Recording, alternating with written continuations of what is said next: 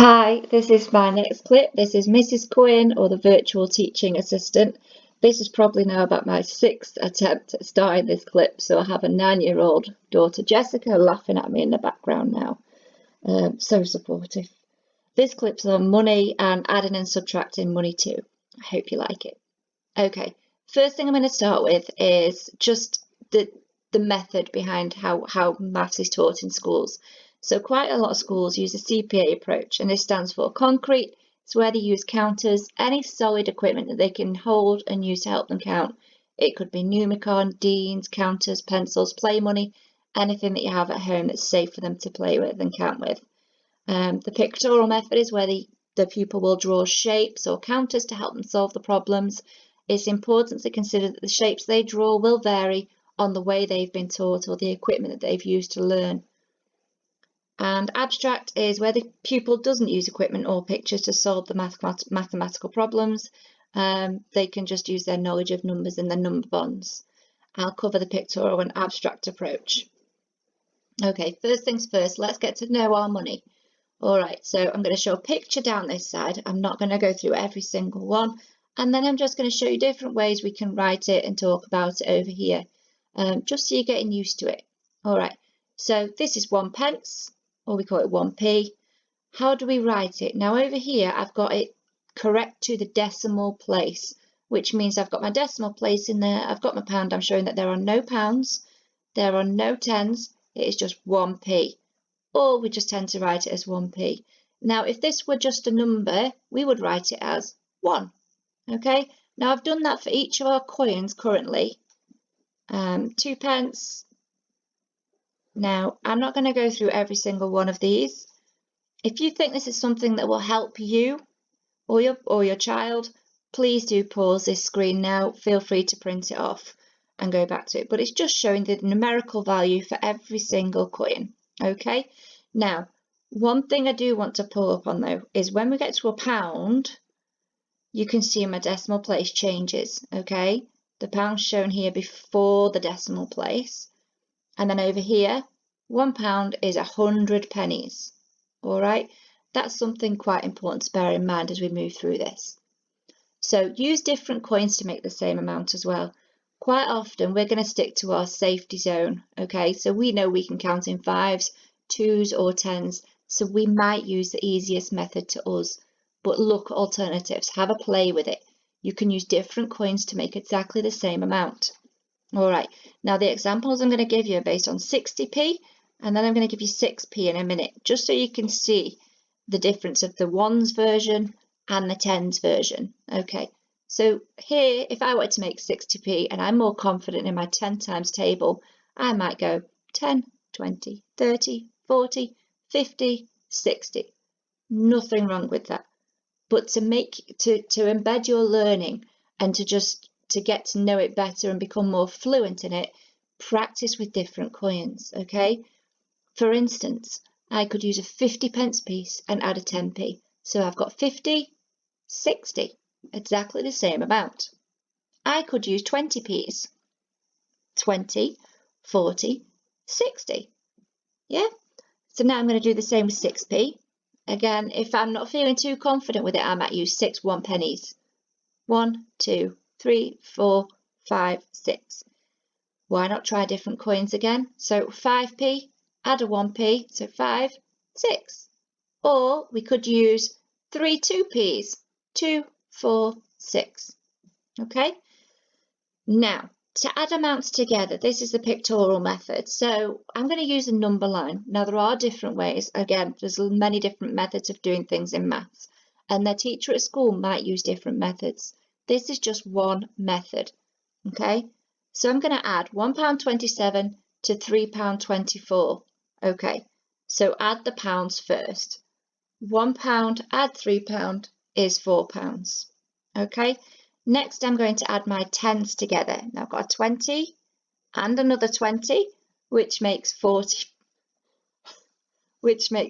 pence. I'm sorry, my 9-year-old just thinks she's hilarious. So this gives me £4.40. Okay, next we're going to add the ones together, which is 7p, add 4p. Now again, just remember, put the biggest number in your head first, hold up 4 fingers and then count on if you need to. That's absolutely fine. So 7's in my head, 8, 9, 10, 11. So I've got 11. So I'm adding 11 on to £4.40, which gives me £4.51. Okay? Very straightforward. It is also fine as well if your child wants to draw coins, because I know we've taught that in schools sometimes before.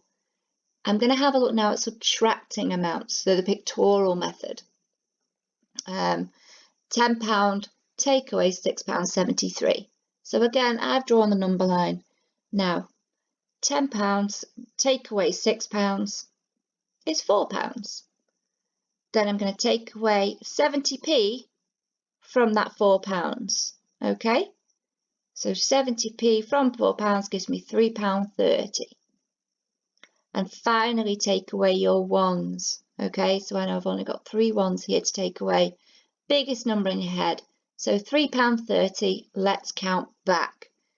£3.30, £3.29, £3.28, £3.27. So there is my answer, £3.27.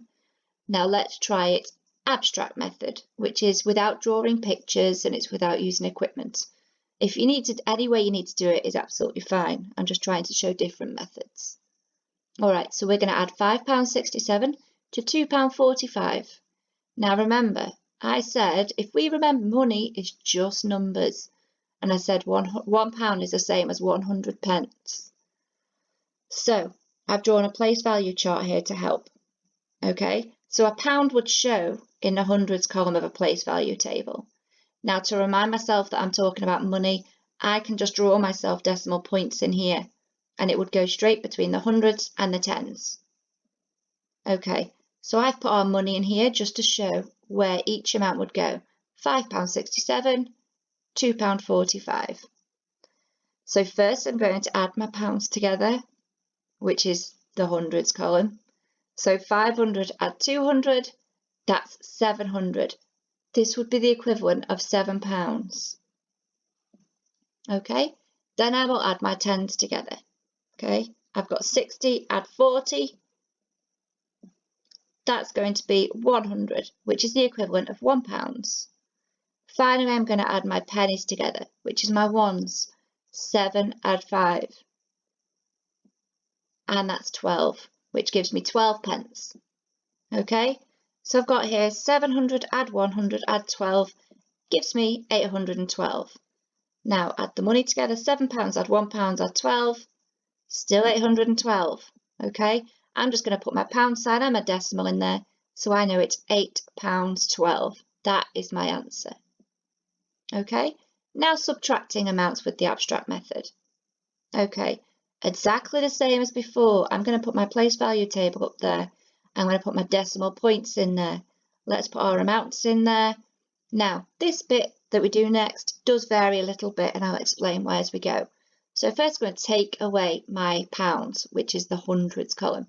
So 8 take away 5 is 300.